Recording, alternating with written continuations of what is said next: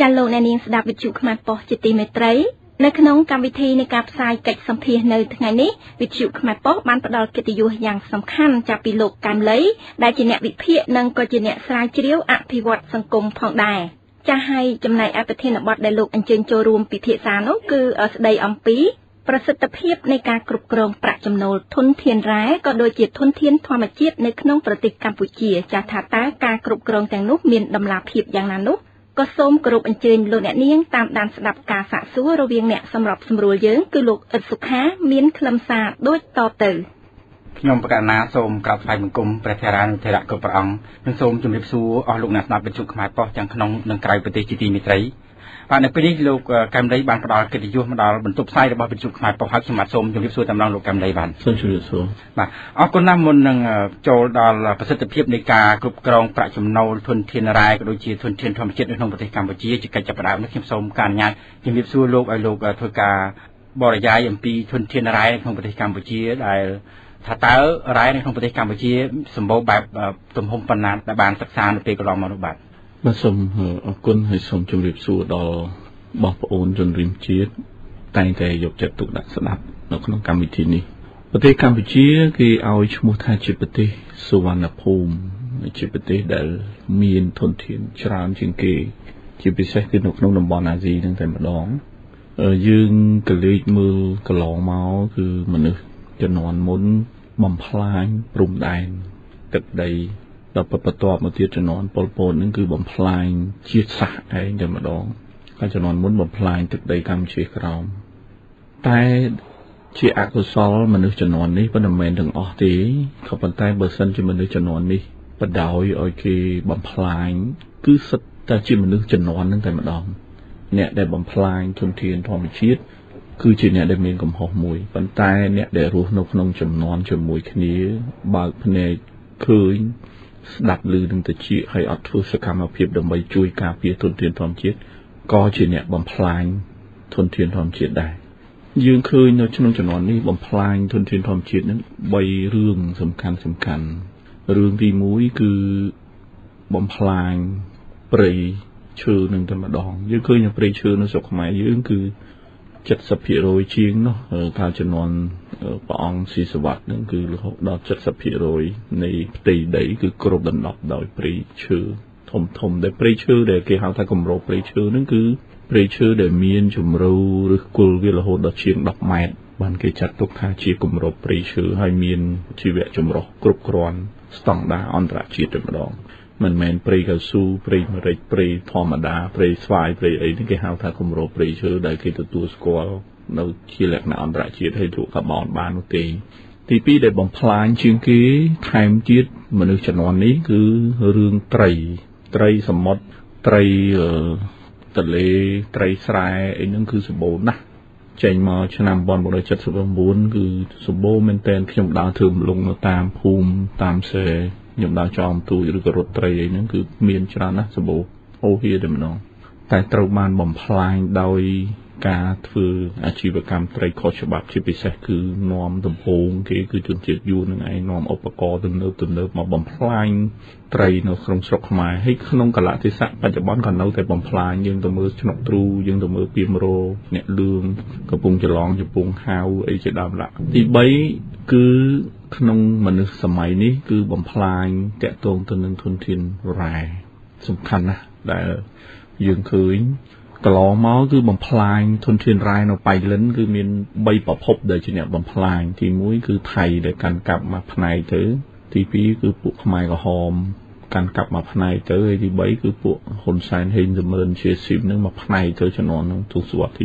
80គ្រឿងចាក់ធំដែលទៅជីកត្បូងដែលមានតម្លៃនៅបៃលិននៅអូនៅអីហ្នឹងគេហៅថាអូអីហ្នឹងគឺខ្ទេចខ្ទីតែម្ដងហើយសួរថាតើចំណូលនឹងបានយ៉ាងដូចម្ដេចអត់ទទួលបានទេក្រោយមកទៀតគឺកំទេចធនធានរ៉ែដែរគេហៅថាខ្សាច់យើងមើលនៅតាមកំពង់ស្ពឺតាំងពីបរសែតាំងពីអីមកឲ្យផ្លូវកំពង់ស្ពឺបែកចានបែកអីនេះរហូតមកដល់ខេត្តកដាលស្ទឹងយើងនេះសម្បូរណាស់ខ្សាច់មានជម្រៅរហូតដល់10ម៉ែត្រ12ម៉ែត្រប៉ុន្តែឥឡូវខ្ញុំទៅមើលទៅអ្នកដែលធ្វើអាជីវកម្មខ្សាច់ហ្នឹងមានប្រហែលជា1ម៉ែត្រឬក៏2ម៉ែត្រអីទេហើយដាក់ទូកកាយអីទេអស់លីងហើយខ្សាច់សមុទ្រ ខ្សាច់ទន្លេមេគង្គទន្លេសាបអីហ្នឹងអស់ខ្ញុំគាត់ណាប្រមាលមើលថាតើ5ឆ្នាំទៅ10ឆ្នាំទៀតនៅពេលដែលអស់ប្រទេសយើងកំពុងតែអភិវឌ្ឍប្រទេសយើងកំពុងតែសាងសង់សំណង់ធំសួរថាយើងទៅទិញពីណាមកទៅទិញពីស្រុកគេថ្លៃណាស់អញ្ចឹងយើងអត់ប្រមាលមើលរឿងអីដែលយើងទៅបូមខ្សាច់យើងទៅលក់ឲ្យគេពីព្រោះប្រទេសយើងកំពុងតែអភិវឌ្ឍពិតខ្សាច់រាល់ថ្ងៃនេះយើងត្រូវការ10ដងថែមលើសអ្វីដែលយើងមានទៅទៀតដើម្បីឲ្យប្រទេសនឹងអភិវឌ្ឍខ្លាំងទៅជាប្រទេសនៅសិង្ហបុរីសិនអីហើយយើងហេតុអីបានយើងអត់ប្រមាលមើលយើងបែរជាបូមខ្សាច់លក់ទៅសិង្ហបុរីបែរជាបូមខ្សាច់ទៅលក់ទៅម៉ាឡេទៅវៀតណាមជាពិសេសរឿងអីដែលយើងទៅបូមព្រោះយើងត្រូវការខ្សាច់ដើម្បីអភិវឌ្ឍឲ្យដឹកមកថ្លៃអាតម្លៃទិញខ្សាច់ពីគេនោះវាជារឿងមួយហើយចុះតម្រាំតែយើងដឹកជញ្ជូនមកទៀតហើយក្នុងកលៈទេសៈដែលខ្សាច់កម្រទៅទៀតអានឹងសុនធានទី2ដែលយើងឃើញខ្ទេចខ្ទីទាំងអស់តែម្ដងហើយសួរថាប្រព័ន្ធគ្រប់គ្រងយ៉ាងម៉េចគឺគ្មានប្រព័ន្ធគ្រប់គ្រងត្រឹមត្រូវហើយដល់ពេលដែលគ្មានប្រព័ន្ធគ្រប់គ្រងត្រឹមត្រូវនឹងហើយអ្នកដែលមានអំណាចអ្នកដែលខិលខូចឆ្លៀតឱកាសនៅក្នុងនឹងតែម្ដងទី3គឺធនធានរ៉ែមាសរ៉ែដែករ៉ែទុងដែងដែលនៅលើនៅក្រោមដីវាអត់នៅក្នុងសមុទ្រទេពួកហ្នឹងគឺនៅខេត្តមណ្ឌលគិរីរតនគិរីឬក៏ខេត្តព្រះវិហារអីហ្នឹងស្ទឹងត្រែងអីហ្នឹងចឹងហើយបានគេហៅថារតនព្រោះដល់គេហៅថារតនមណ្ឌលនៅក្នុងប្រទេសកម្ពុជាយើងហ្នឹងហើយយើងឃើញក្រុមហ៊ុនច្រើនមែនទែននៅក្នុងតារាងលីសរបស់ខ្ញុំហ្នឹងក្រុមហ៊ុនច្រើនមែនទែនដែលយករ៉ែមាសខ្ញុំឧទាហរណ៍ទេនៅក្នុងប្រាក់ចំណូលចេញពីរ៉ែរាល់ថ្ងៃនេះគឺ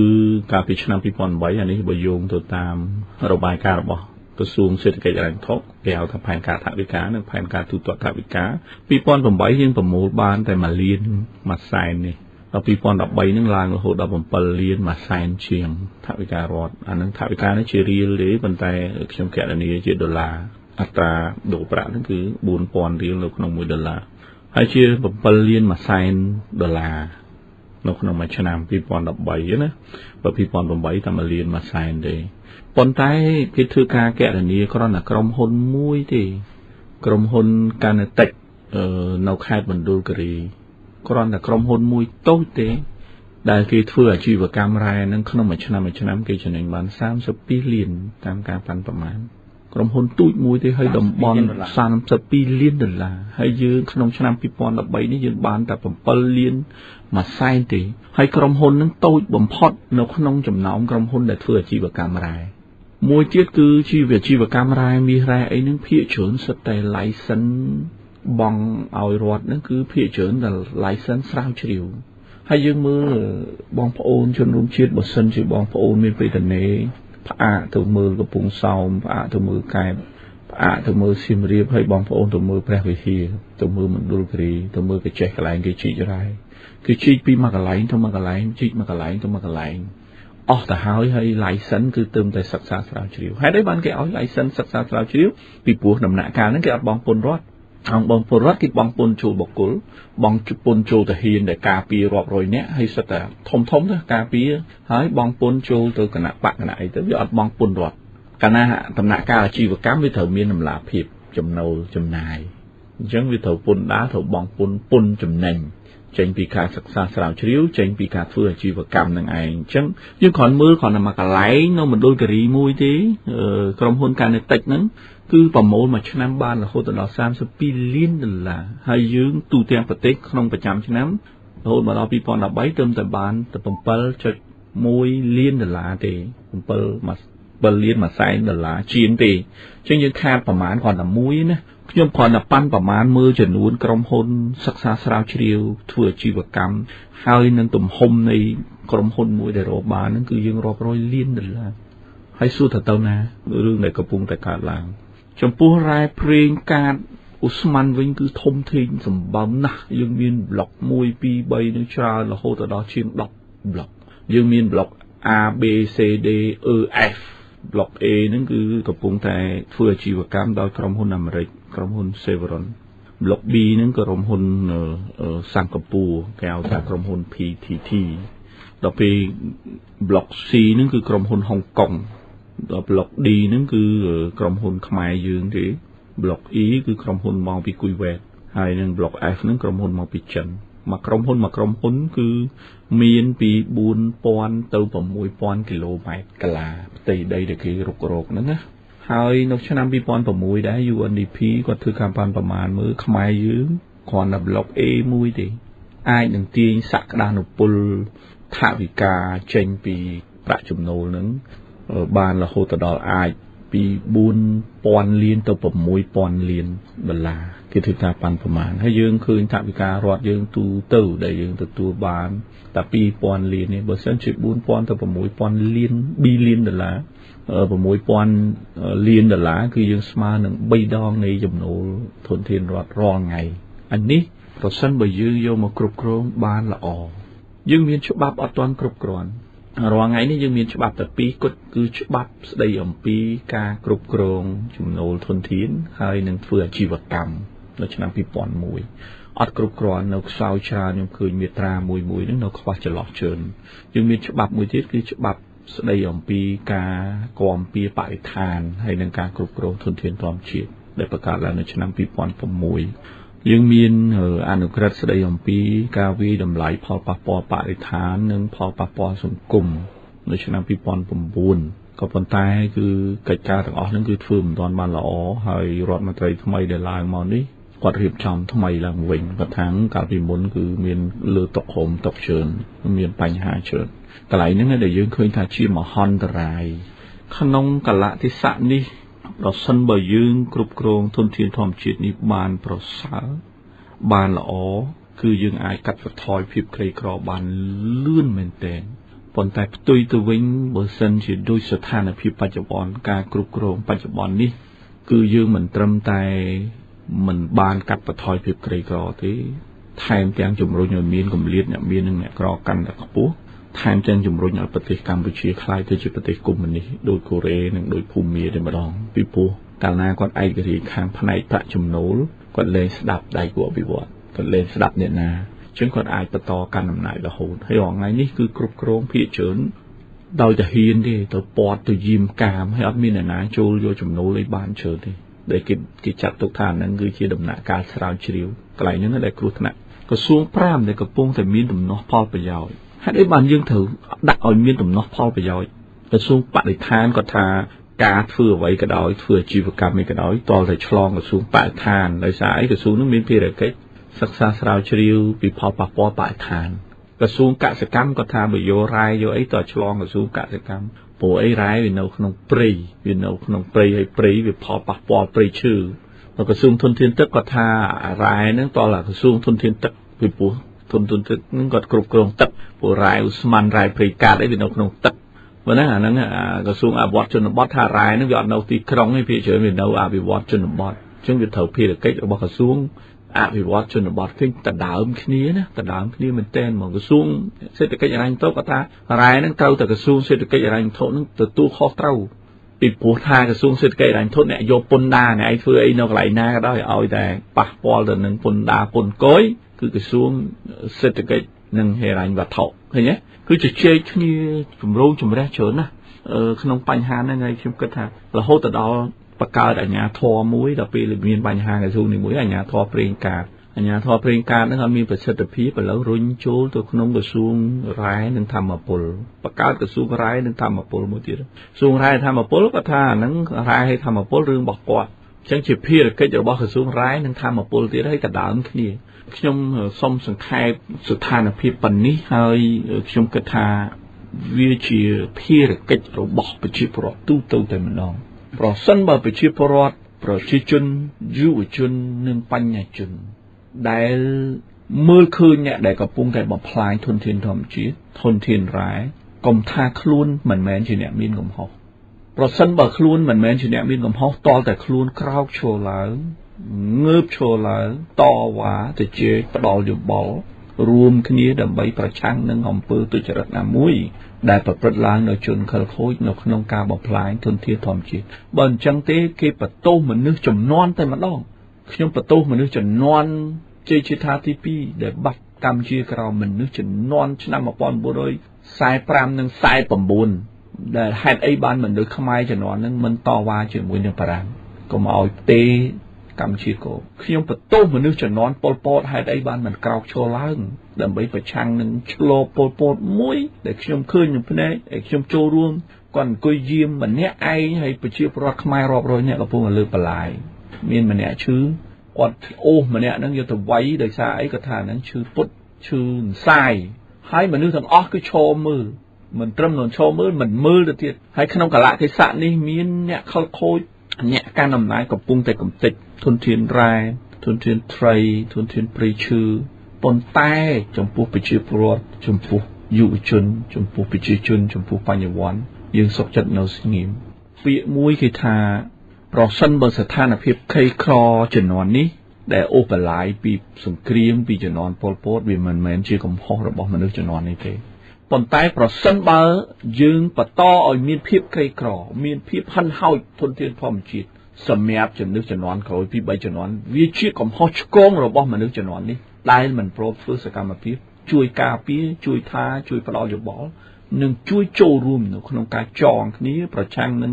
អ្វីដែលធ្វើមិនល្អតាមរយៈដែលលោកបានលើកឡើងអំពីការហិនហោចធនធានរ៉ែធនធានធម្មជាតិព្រៃឈើអីទាំងប្រមាណហ្នឹងឃើញដូចជាមានលក្ខណៈជាប្រព័ន្ធជាពិសេសលោកបានលើកឡើងអំពីក្រសួងទាំង5ដណ្ដើមគ្នាកាន់កាប់រ៉ែធនធានធម្មជាតិនៅក្នុងដីនិងនៅលើដីជាពិសេសដងព្រៃកាតអីចឹងអញ្ចឹងជាលក្ខណៈប្រព័ន្ធដូច្នេះហើយលោកក៏បានព្រានាវទៅដល់យុវជនឬមនុស្សសម័យថ្មីឲ្យមានការតស៊ូក្រោកឡើងប៉ុន្តែតស៊ូក្រោកឡើងយ៉ាងដូចម្តេចនៅពេលដែលរដ្ឋាភិបាលគាត់បានរឹតបន្តឹងនឹងការសិទ្ធិបញ្ចេញមតិសិទ្ធិសេរីភាពនៅក្នុងការបញ្ចេញមតិក្នុងការតស៊ូដូច្នេះចំណុចនេះជាចំណុចមួយដែលគួរឲ្យយើងចាប់អារម្មណ៍ហើយយុវជនក៏មានការចាប់អារម្មណ៍ដែរចំពោះការតស៊ូនេះឥឡូវចាប់ផ្ដើមកក្រើកឡើងហើយលោកបានបង្ហើបពីរឿងធនធានធម្មជាតិនេះគឺពិសេសណាស់សម្រាប់ឲ្យយុវជនបានសិក្សាស្រាវជ្រាវបន្តទៀតហើយចំណុចមួយដែលខ្ញុំមានការចាប់អារម្មណ៍ទាក់ទងទៅនឹងរ៉ែដែលលោកបានលើកឡើងមិញអំពីរ៉ែតូចមួយក្រុមហ៊ុនរ៉ែតូចមួយ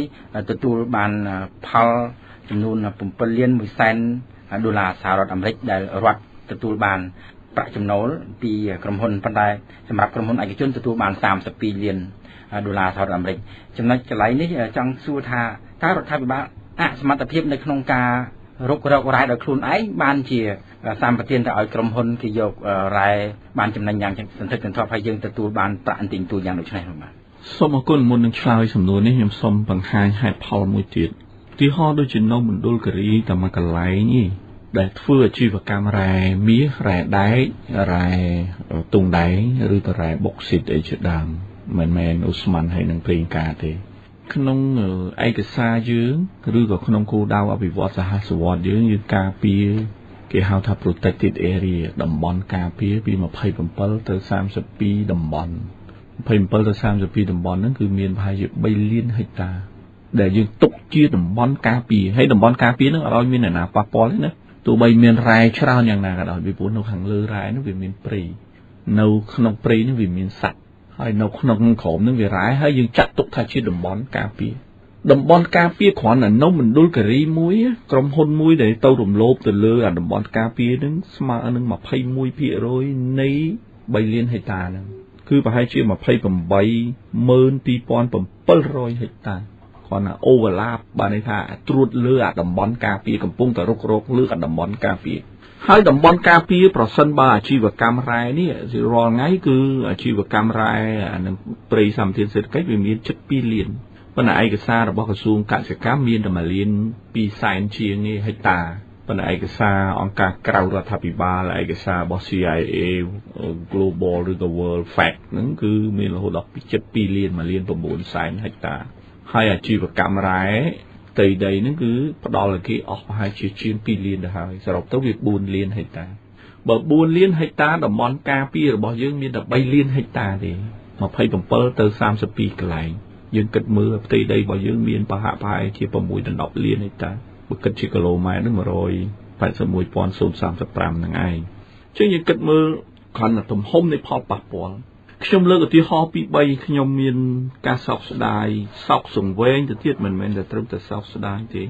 ប្រសិនបើព្រៃឈើប្រសិនបើរ៉ែប្រសិនបើប្រព័ន្ធគយវាបានមកលើគយខ្មែរវាបានមកលើអ្នកធំខ្មែរវាបានមកលើគណៈបកខ្មែរខ្ញុំអត់ទោសមនោះទេខ្ញុំឧទាហរណ៍មានមិត្តភ័ក្តិមួយគាត់ប្រាប់ខ្ញុំពីតំបន់គយមួយដឹកក្បឿងមកពីវៀតណាមប៉ាល់ដឹកហ្នឹងគឺ32តោនក្បឿងហ្នឹងណាដល់ពេលគាត់មកដាក់ចុះក្នុងបញ្ជីហ្នឹងតែ1តោន2តោនទេដោយសារមានអ្នកធំកាងហ្នឹង chân bong ban là mà tao pi tao này đã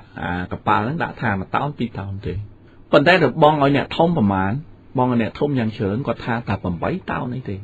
จังอยู่ออกแพดดับตาวนี่บองเอาโกยขมายยื้อบองเอาเนี่ยทมขมายยื้อเอาที่หัวเนี่ยนั่งเนี่ยกางอย่างนั้นออกแพดดับตาวปัญหาสมนู้สู้ทำมาพายปีตาวที่บ้านตัวเนี่ยนะแต่อดบ้านบองคือบ้านตัวชั่วโมงยุ่นชั่วโมงจันอะไรไหลนั่งเนี่ยเด็กยมมีการสอบสลายถ่าให้ไอ้บ้านเชื่อการกรุบกรองยื้อแถลเราถนัดนั้นโปรสันบ้า30 ปีตาวนั่งบองเอาโกยขมายบองเอาเนี่ยทมให้มันบองปุ่นเขาเขียนว่าเสื้อสลายเนี่ยโดยสายเวียบ้านมาขมายเวียบ้านมาเนี่ยทมขมายอย่างหอยนะดอกไข่บอชนะก็ติงบิจีนติงสระงติงไอ้ก็โยนลุยตัวใจใบบุญดองมามือไหน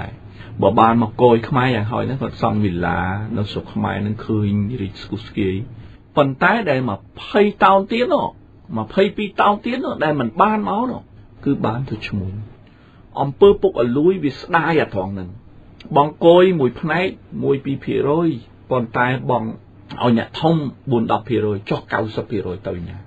วิถีตัวชมุยบ่ชมุยนั่งจีชมุยขมายแต่ที่เกิดจะมันสาวสลายเนี่ยชมุยนั่งจีชมุยบอดแต่ที่ตัวริจมร้านนั่นสกเกน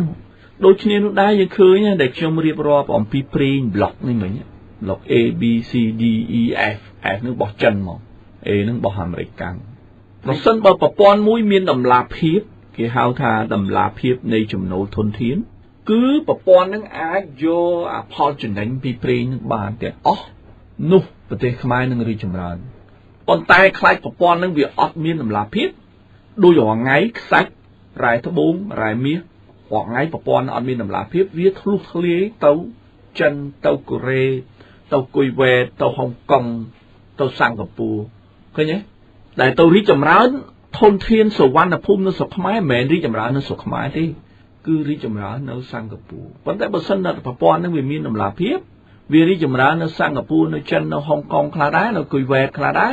ปนตายวิริจำรานครั้งคือนสุขไม้ไปปูวิจิตทนเทียนหรอบ่ขมายเพราะสั้นบ่ยื่นมันตอนมีฉบับทำเถอตีบ่ยื่นมันตอนมีเนี่ยจุ่มยิงทำเถอตีส่งไปทัศกรเชียไลรายมันตอนมีพ้องขยมพระดอลอนุสาธายื่นกงตอนโยตีมวยยังรีบจอมฉบับไอ้ตรำเต๋อตีปียังรีบจอมประปอนปุ่นได้ตรำเต๋อตีใบยังรีบจอมประปอนกาจูรูไอ้ตรำเต๋อตีบุญยังรีบจอมทนเทียนมนุษย์เราเป็นแต่ยังอร้ายอย่างเฮาหน้าก็ยังมันนึกใจได้ประจูนทนเทียนขมายยังขมิ้นตัวเรียนอมปีไรเปล่งกาดไรอุสมันไรบกสิทธิ์ไรใดไรตรงใดตลอดมาวิ่งคือกรมพลต่างอ๋อจูลกรรมก็จูลเนี่ยจุดนี้เราแต่จูลขมายประมาณพี่โรยแต่ใบรกๆจมูกเกខ្ញុំទទួលស្គាល់ថាយើងអត់មានធនធានរុករកប៉ុន្តែយើងមានធនធានមនុស្សដើម្បីដាក់បញ្ចូលនៅពេលដែលគេត្រឡប់ទៅវិញយើងទទួលបានធនធាននឹងវាជានិរន្តរភាពនៃការគ្រប់គ្រងចំណូលធនធានក្នុងករណីដែលសំណួរសួរថាវាគ្រប់គ្រងអន់នេះមិនត្រឹមតែអន់នេះគឺមហាអន់តែម្ដងហើយអន់នេះមិនមែនមានបំណងឬមួយក៏មិនមែនមិនដឹងថាខ្លួនគ្រប់គ្រងអន់ដែរតែលាក់អកិច្ចការទាំងអស់នឹងឲ្យតែហ៊ានឲ្យមេបញ្ជាការគ្រប់គ្រងដើម្បីអីចំណូលមកគឺស៊ីវិលអត់ហ៊ានប៉ះទេទីពីរចំណូលមកគឺទិញអាវុធទិញអីពង្រីកកម្លាំងអំណាចរបស់បុគ្គលហ្នឹងគឺពង្រីកអំណាចផ្ដាច់ការតែម្ដងអាកន្លែងហ្នឹងគឺយើងត្រូវតែមានការប្រុងប្រយ័ត្នដែលគ្រោះថ្នាក់គឺគ្រោះថ្នាក់ទាំងអស់គ្នាតែម្ដងអាហ្នឹងដែលយើងឃើញហើយយើងចូលបើសិនជាបងប្អូនមិនជឿខ្ញុំឆ្លៀតពេលមួយអាទិត្យទៅខេត្តព្រះវិហារដើរគ្រប់កន្លែងនៅខេត្តព្រះវិហារមិនច្រើនទេនៅសំរោងនៅរវៀងនៅខ្យំសានៃនឹងស្រុកទាំងអស់ហ្នឹងគឺដើរទៅឃើញហើយសួរថាគេឲ្យចូលទេសិតតែហ៊ានសាក់ធំទៅទៀតកាងយាមនៅនឹងសួរតែណាបានសូម្បីតែបុគ្គលិកក្រសួងបរិស្ថានទៅនោះគេមិនឲ្យចូលផងកន្លែងខ្លះគេថាមិនមែនភារកិច្ចលោកឯងត្រូវទៅសុំលិខិតស្នាមអត់ទាំងបានទៀតត្រឡប់មកវិញឃើញទេអាកន្លែងហ្នឹងដែលកំពុងតែមានការសោកស្ដាយហើយការរុករករ៉ែធ្លាក់ទៅដល់ដៃយួនទៅទៀតអាកន្លែងហ្នឹងដែលខ្ញុំមានការសោកស្ដាយមែនទេនៅពេលដែលយើងយកចេញមកអត់មានតម្លាភាពឲ្យធ្លាក់ទៅដល់ដៃគេគឺវាគ្រោះថ្នាក់តែម្ដងបាទប៉ុន្តែចំណុចដែលលោកបានលើកឡើងអំពីការគ្រប់គ្រងខ្សោយគ្រប់គ្រងមិនត្រឹមត្រូវអញ្ចឹងថានេះជាចេតនារបស់ថ្នាក់ដឹកនាំឬមួយក៏យ៉ាងម៉េចដែរនៅពេលដែលឃើញអំពីអង្គើពុករលួយគ្រប់ទីកន្លែងតាំងពីស្ថាប័នតូចដល់ស្ថាប័នធំហើយមិនមានការទប់ស្កាត់ធ្វើឲ្យធនធានធម្មជាតិទាំងលើទាំងក្រោមដី ត្រូវហិនហោចអស់អញ្ចឹងថាបើយើងនិយាយពីថាគ្រប់គ្រងអំណាចតាមរយៈបពពួកវាម្យ៉ាងហើយប៉ុន្តែបើយើងនិយាយពីជាទូទៅទលំទលាយតែម្ដងបើសិនជាយើងនៅតែធ្វើការដឹកនាំបែបហ្នឹងគឺវាហិនហោចទាំងអស់ទាំងធនធានធម្មជាតិប្រជាប្រដ្ឋកាន់តែក្រីក្រទៀតដូច្នេះបើសិនជាការគ្រប់គ្រងមិនល្អអញ្ចឹងទៅថ្ងៃអនាគតទាំងរ៉ែប្រេងកាតទាំងរ៉ែឧស្ម័នថាតើប្រជាប្រដ្ឋខ្មែរអាចជៀសផុតពីភាពក្រីក្របានទេនៅពេលដែលការគ្រប់គ្រងមិនល្អអញ្ចឹងឬមួយក៏គាត់កាន់តែបន្តទៅទៀតពីព្រោះកាលពីប្រហែលឆ្នាំមុនលោកនាយករដ្ឋមន្ត្រីហ៊ុនសែនគាត់បានស្ដីបន្ទោសទៅលើអ្នករិះគន់អំពីប្រេងកាតដែលមិនទាន់បានផងថាមានការមានបតិចប្រសាខាងរ៉ែប្រេងកាតអីចឹងដូច្នេះគាត់បានស្រែកម្ដងពីរដងហើយថាមិនទាន់បានផងយើង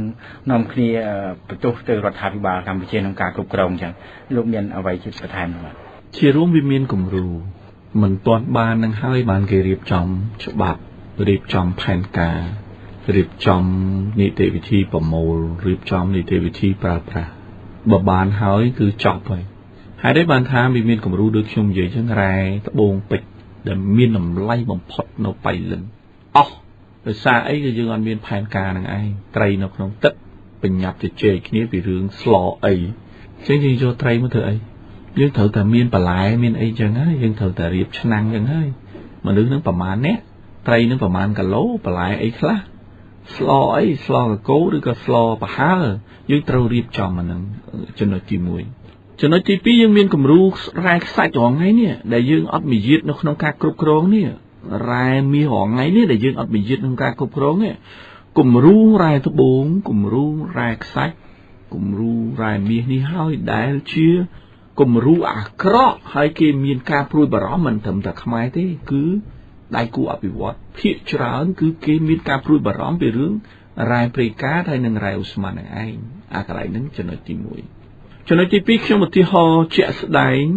ពីមនុស្សកំណាញ់ម្នាក់នៅក្នុងគ្រួសារមានបងប្អូន 5-6 នាក់មានម្នាក់កំណាញ់ហើយជាបងគេឲ្យមានអំណាចទៅទៀតចឹងគាត់សុខចិត្តយកអាទ្រព្យសម្បត្តិឪពុកម្ដាយគេអាកម្ដាយនឹងយកមកខ្លួនឯងដណ្ដើមឈ្លានពានវាយប្រហារបងប្អូនឯងអាបងប្អូនឯងក្រមិនក៏អត់ខ្ចីមើលជាប់គុកក៏អត់ខ្ចីមើលវេទនាឈឺអីក៏អត់ជួយខ្លាចក្រប្រមូលមកខ្លួនឯងទាំងអស់ដូចគ្នានោះដែរប្រសិនបើថ្នាក់ដឹកនាំរបៀបហ្នឹងរងថ្ងៃនេះប្រមូលមកទាំងអស់អាឆ្នេរសមុទ្រដែលល្អស្ដាយយកខ្លួនឯងអាឆ្នេររៀមដែលល្អយកខ្លួនឯងអាភ្នំណាដែលមានប្រយោជន៍ទៅយកខ្លួនឯងកោះណាដែលល្អកោះពេជ្រយកខ្លួនឯងក្រុមហ៊ុនស្រាបៀរក្រុមហ៊ុនទឹកសុទ្ធអីប្រមូលខ្លួនឯងសឹងទាំងអស់ហើយអាព្រៃឈើនឹងប្រមូលយកមកខ្លួនឯងទៀតអារ៉ែនឹងប្រមូលមកខ្លួនឯងទៀតយកមកតែឯងអុកញ៉ាមួយចំនួនរដ្ឋមន្ត្រីមួយចំនួននឹងមានហានិភ័យជាងខ្ញុំផងហេតុអីពីព្រោះខ្ញុំដឹងថាថ្ងៃណាមួយគេប្រមូលយកថែមទៀតដូចតែខ្ញុំឧទាហរណ៍បងប្អូនឯងចឹងហេងពៅប្រមូលចង់បោះគូទេមកតារាអីហ្នឹងប្រមូលទ្រព្យសម្បត្តិងួនសឿងួនអីហ្នឹងយកមកអស់ហើយអ្នកធំល្មមហ្នឹងគឺថ្ងៃណាមួយដែលជាប់ផ្ទះគឺអស់រលីងតែម្ដងអាហ្នឹងទៅភ្ញាក់ខ្លួនថាប្រទេសដែលមានច្បាប់ហើយអត់អនុវត្តច្បាប់ត្រឹមត្រូវគឺវាហានិភ័យមិនថាអ្នកទូចទេមិនថាអ្នកសាមញ្ញទេអ្នកធំមានហានិភ័យជាងយើងទៅទៀតចឹងហើយបានគេមិនចង់ឲ្យប្រទេសស្ថិតនៅក្នុងហានិភ័យហ្នឹងទេគេរៀបចំថាអ្នកណាដែលធ្វើល្អគឺបានល្អអ្នកណាដែលធ្វើសុចរិតគឺបានសុចរិតអ្នកណាដែលខូចប្រព្រឹត្តបទអក្រក់ត្រូវតែជាប់ពន្ធនាគារត្រូវតែមានទោសអានឹងបានយើងជួយបានក្នុងកលៈទេសៈនេះខ្ញុំផ្ដល់អនុសាសន៍5យ៉ាងដើម្បីឲ្យចំណូលធនធានទាំងព្រៃឈើបច្ចុប្បន្នទាំងរ៉ែបច្ចុប្បន្ន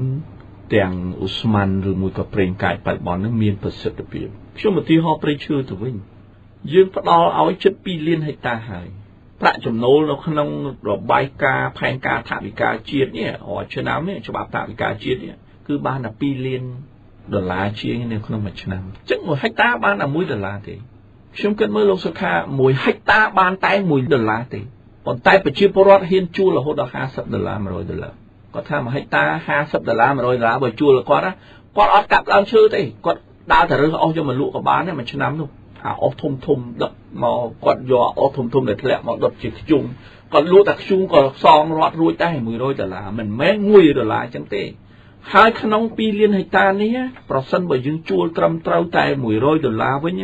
dương cất mưa không mà khai bán vào màn pi liên được mùi rối tờ lá nó không mà khai mà đấy pi liên hecta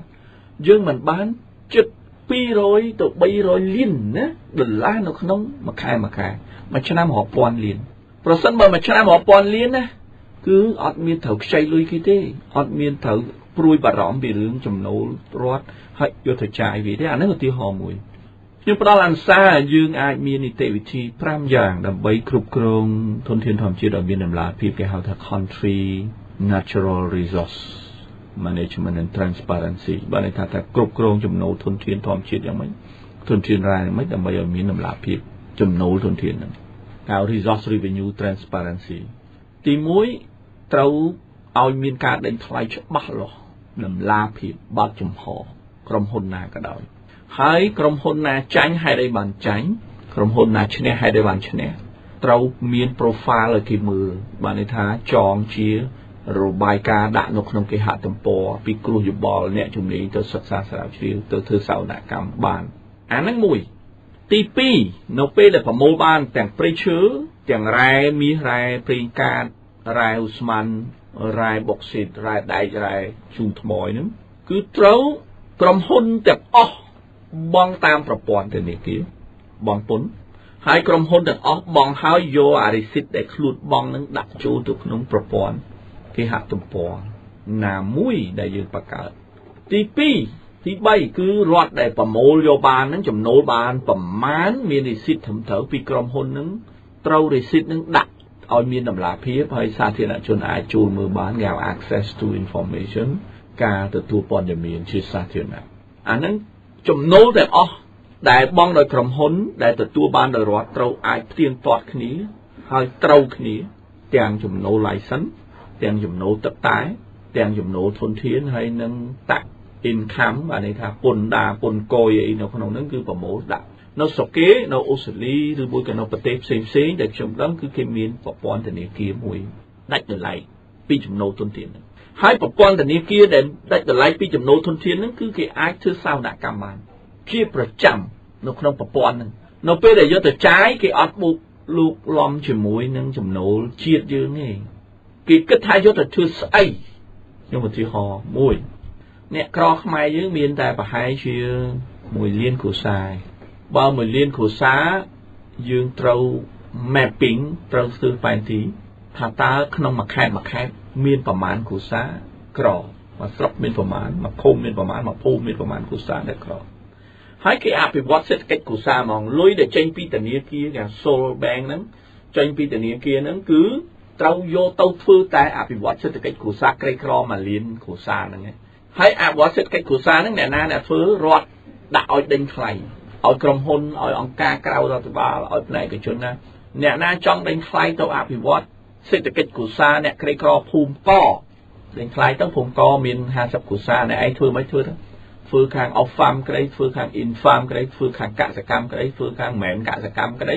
คืออภิวัตเศรษฐกิจขู่ซ้ากว่าถึงไม่เอาจ่ายพอดพิบๆใกล้ครอเครื่องมือขู่ซ้าประมาณเราส่งไม้ยังสุดแต่จริงมื้อคือพายเชื่อมาปอน300ตัวปีปอนนั่นละดิอาช่วยไอ้กูซานั้นจากพอดพิบๆไกลกรอปั้นเหม็นใจไอ้ก้อนนี่นะเนี่ยคลาก่อติงเสกก้อนเนี่ยคลาก่อปดอปัจจัยเชียขนมการฟื้นเสปโปลวัปกัมเนี่ยคลาก่อช่วยไอ้กูเหียนเนี่ยคลาก่อปดอปดาจุ่มนี้มีชีวิตไอ้กูขมิมาก่อนจึงไงก่อใบคายแปมคายมาชนะตั้งก่อนอาจากพอดพิบไกลกรอบานในก่อนอาเมียนจุ่มโนลอันนั้นเมียนจุ่มโนอยู่ตั้งก่อนอาใจพิบไกลกรอบานอันนั้นคือตีหอกตีมวยตีหอตีปียืนเคยสืบว่าซาเทียนน่ะออกไงนี่คืออันมีนำลาเพียบเลย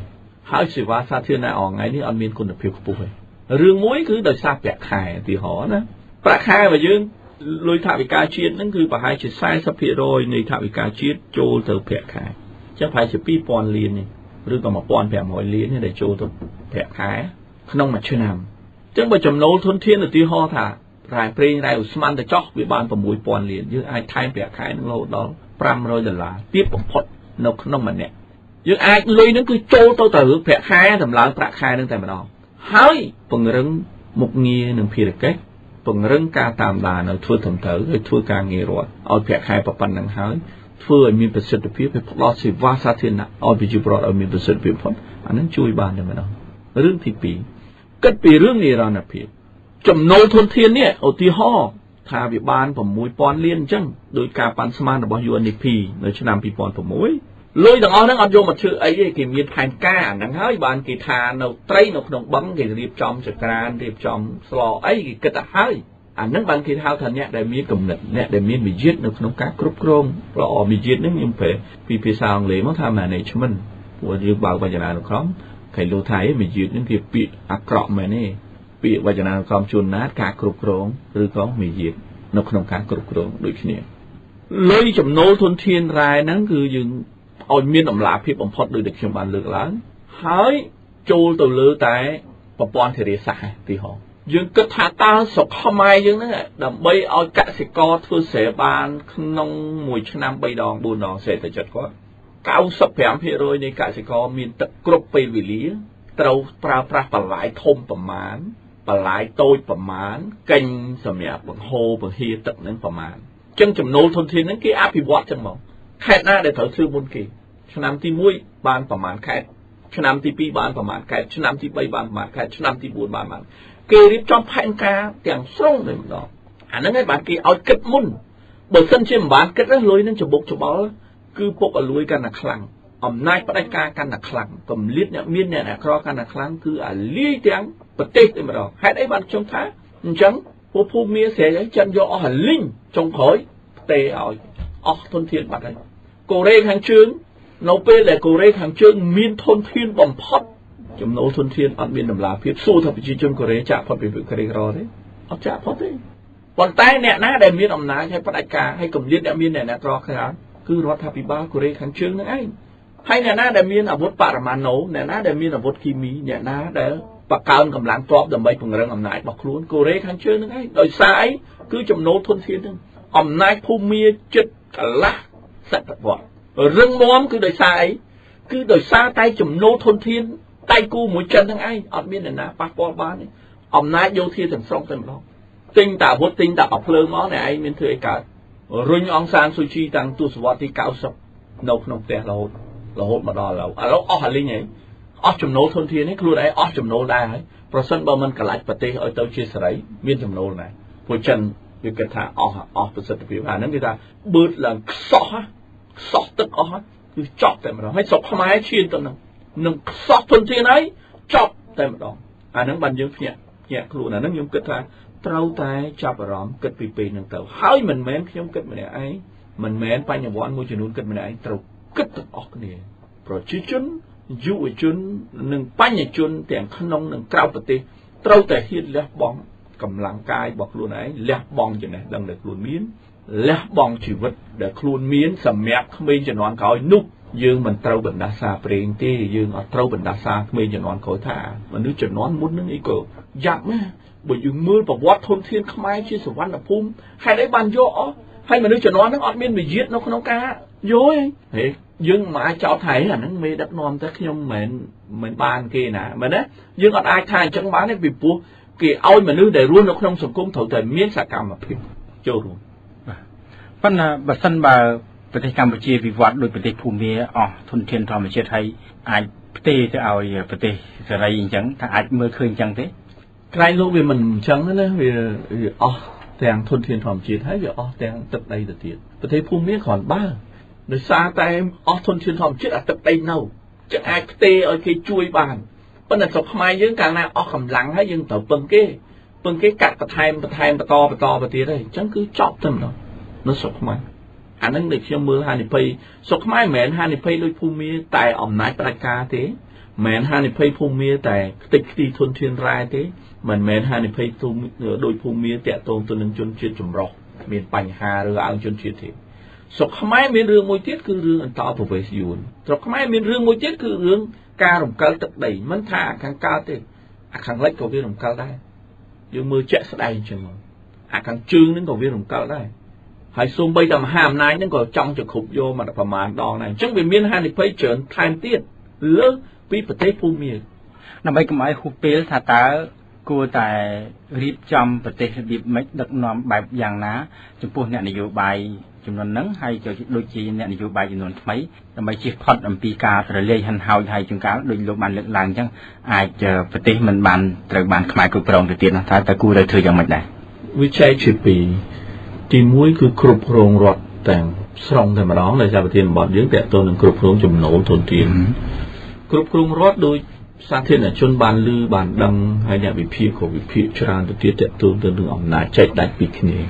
អំណាចសភាអំណាចរាជរដ្ឋាភិបាលនិងអំណាចតុលាការឥឡូវនេះគឺគេកំពុងតោងប្រទេសទៅជាកុម្មុយនីសដោយអត់ដឹងខ្លួនហើយបញ្ញវន្តដែលថាអាហ្នឹងមិនមែនរឿងរបស់ខ្ញុំទេរឿងរបស់ខ្ញុំគឺក្រុមហ៊ុនខ្ញុំចូលរួមចំណាយជាតិទេតារឿងរបស់ខ្ញុំគឺកសិដ្ឋានរបស់ខ្ញុំចូលរួមចំណាយជាតិដែរផ្ដល់ការងារក៏ប៉ុន្តែនៅពេលដែលគេរុញប្រទេសឲ្យទៅជាកុម្មុយនីសឥឡូវរុញវៀតណាមគាត់ចែកហ្មងនៅក្នុងរដ្ឋធម្មនុញ្ញរបស់គាត់គឺអំណាចទាំង3ចែកអត់ដាច់ពីគ្នាទេគឺគ្រប់គ្រងដោយបកទាំងស្រុងតែម្ដងអាហ្នឹងគាត់ថាគាត់កុម្មុយនីសសភារាជរដ្ឋាភិបាលតុលាការគ្រប់គ្រងដោយបកកុម្មុយនីសយួនវៀតណាមតែម្ដងចឹងគេដាក់ចឹងគេអនុវត្តចឹងត្រូវតែយើងចែកដាច់ពីគ្នាប៉ុន្តែអំណាចទាំងអស់គឺគ្រប់គ្រងដោយបកដូចគ្នាគ្រប់គ្រងដោយនាយករដ្ឋមន្ត្រីដូចគ្នាសភាក៏គ្រប់គ្រងដោយនាយករដ្ឋមន្ត្រីតុលាការក៏គ្រប់គ្រងដោយនាយករដ្ឋមន្ត្រីរដ្ឋមន្ត្រីក្រសួងយុតិធម៌ទៅគ្រប់គ្រងឧត្តមសង្សារនៃអង្គចៅក្រមឯងគាត់តែមិនគ្រប់គ្រងពេញប៉ុន្តែដាក់ clause មួយដាក់មាត្រាមួយព្រះមហាក្សត្រសោយរាជអត់ការអំណាចហើយខ្លួនឯងការអំណាចគ្រប់គ្រងបាត់ហើយអាហ្នឹងគឺរឿងគេកំពុងតែរុញឲ្យអាច្បាប់ទាំងឡាយដែលធ្វើដល់តែមានការពិគ្រោះយោបល់ហ្នឹងហើយបំណងគឺរុញប្រទេសឲ្យទៅជាប្រទេសកុម្មុយនីសហើយយោធាទៅទៀតហើយយើងមើលតែងតាំងចាប់ផ្ដើមតែងតាំងចវាយខែចេញពីឧត្តមសេនីយ៍យោធាបដាយើងសង្កេតមើលទៅទាំងច្បាប់ទាំងអាកប្បកិរិយានយោបាយហើយ political culture ទាំងរបៀបដឹកនាំគឺកំពុងតែរុញប្រទេសឲ្យទៅជាកុម្មុយនីសហើយសួរថាតើបញ្ញវន្តប្រជាជនយុវជននិងបញ្ញជនព្រមទទួលទេបើសិនជាព្រមទទួលនៅស្ងាត់ស្ងៀមចឹងទៀតទៅតែបើមិនព្រមទទួលទេគឺចេញមកធ្វើសកម្មភាពឲ្យតែធ្វើសកម្មភាពប្រភេទណាក៏អាចជួយប្រទេសជាតិបានដែរអាហ្នឹងរឿងមួយចំណែកឯចំណូលធនធានធម្មជាតិដូចតែខ្ញុំបានលើកឡើងអញ្ចឹងយើងមានជ្រុង3ទី1គឺរដ្ឋាភិបាលទី2គឺប្រជាពលរដ្ឋទី3គឺអង្គការសង្គមស៊ីវិលផ្នែកឯកជនជារឿងមួយគាត់អ្នកជំនួយរដ្ឋាភិបាលត្រូវបើកចំហឲ្យមានសហជីពគ្រប់កន្លែងរ៉ែមាសរ៉ែប្រេងកាតរ៉ែឧស្ម័នដែលយកគឺត្រូវមានកម្មករមានសហជីពតវ៉ាដើម្បីប្រយោជន៍កម្មករនៅពេលដែលរ៉ែអស់ទៅយ៉ាងហោចណាស់ក៏កម្មករនឹងមានដែរទី2គ្រប់ដំណាក់កាលត្រូវមានការចូលរួមពីអង្គការសង្គមស៊ីវិលដែលគូអភិវឌ្ឍតាំងពីដេញថ្លៃតាំងពីក្រុមហ៊ុនបង់ចូលតាំងពីរដ្ឋទទួលតាំងពីដាក់ចូលទៅក្នុងធនាគារតាំងពីយកលុយនឹងទៅប្រើប្រាស់ទៅលើផែនការជាក់លាក់ណាមួយដើម្បីឲ្យវាបាននិរន្តរភាពហើយបើធ្វើប្រព័ន្ធធារាសាស្ត្រសុទ្ធខ្ញុំសប្បាយចិត្តបំផុតហើយត្រង់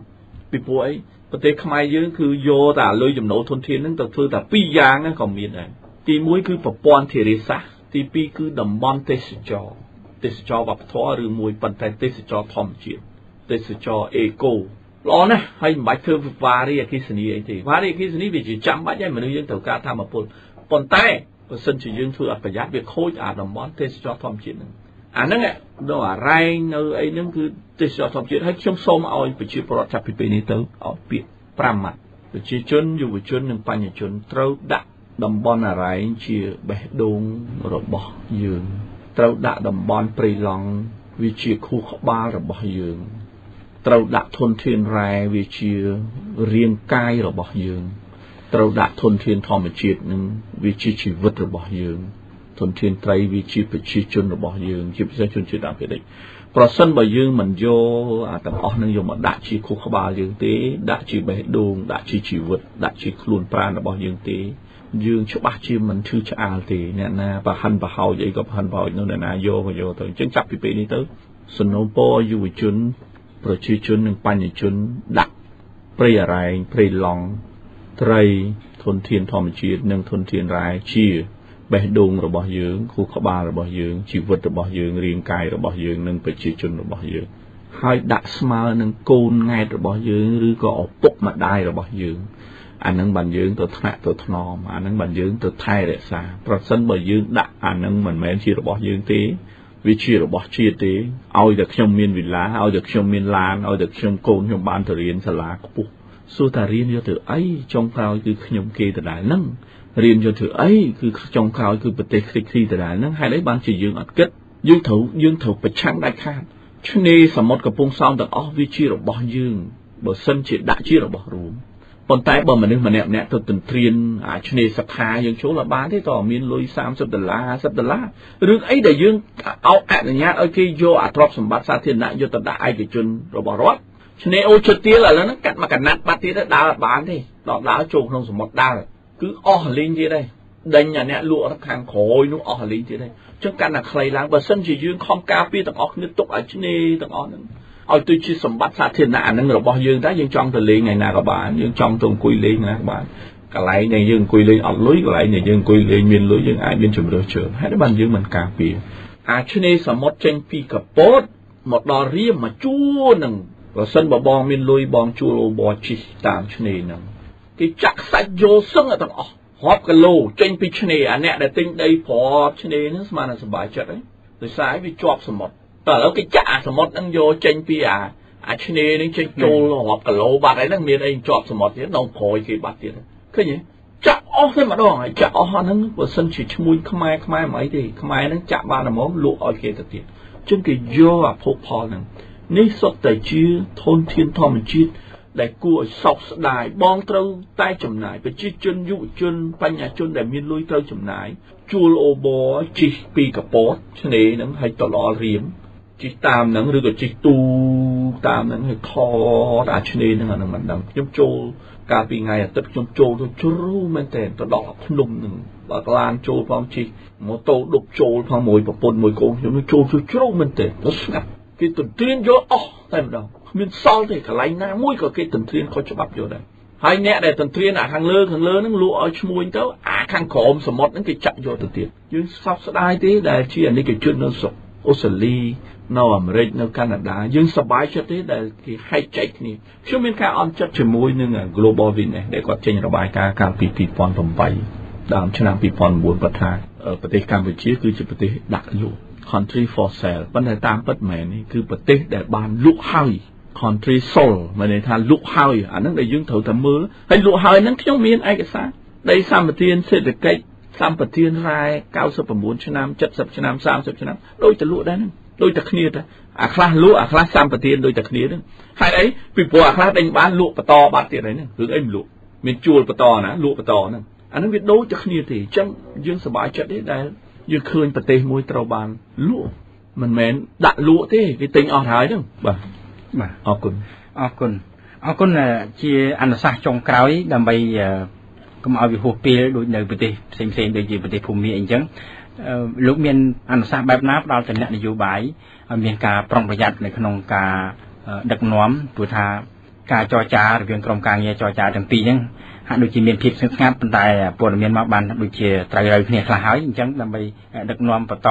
តើធូរអ្នកនយោបាយទៅប្រុងប្រយ័ត្នបែបម៉េចកុំឲ្យមានហានិភ័យបាទកន្លងមកកងត្រាឬក៏កិច្ចព្រមព្រៀងរវាងគណៈបកនិងគណៈបកអ្នកនយោបាយនិងអ្នកនយោបាយគណៈបកប្រជាជនជាមួយនឹងគណៈបកហ៊ុនស៊ិនប៉ាច់93 2008 2008ភាគច្រើនយើងកងត្រាយើងកិច្ចព្រមព្រៀងគឺ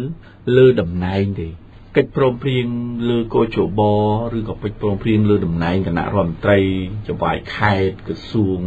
តំណាងរាស្ត្រអនុប្រធានរដ្ឋសភាអ្នកនាយកទាំងអស់នឹងសិតតែជាកិច្ចព្រមព្រៀងតំណែងទេប៉ុន្តែមិនមែនខ្ញុំអត់ឃើញកិច្ចព្រមព្រៀងជាតិទេ